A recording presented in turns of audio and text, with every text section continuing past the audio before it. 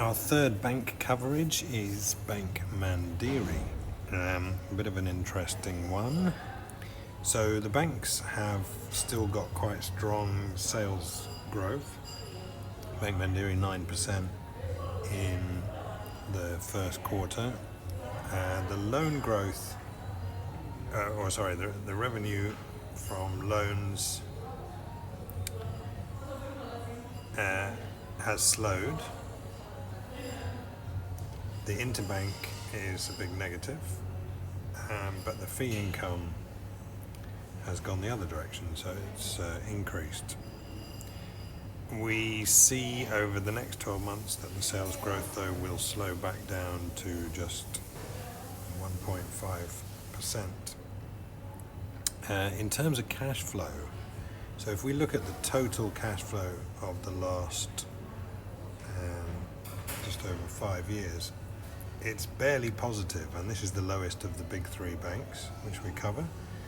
But in the last 12 months, the cash flow's turned positive, and it's very positive in the first quarter.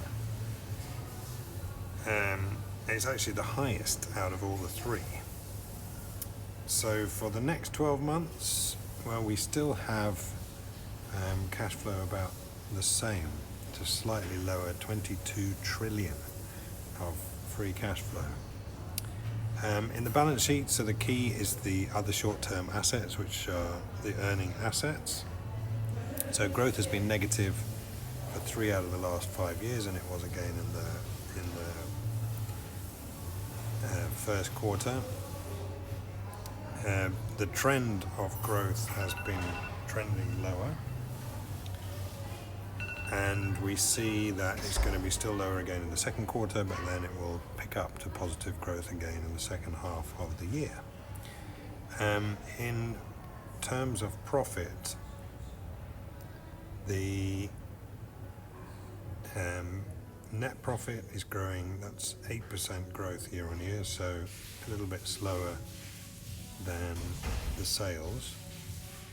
The provisioning jumped 22% from a year ago, but the cash cost ratio, the funding if you like, was lower, 61% compared with 62.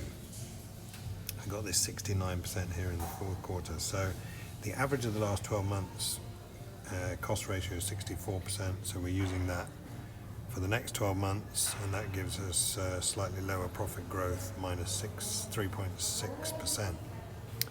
So here's the valuation. That cash flow is still very big, and we'll have to see how this plays out.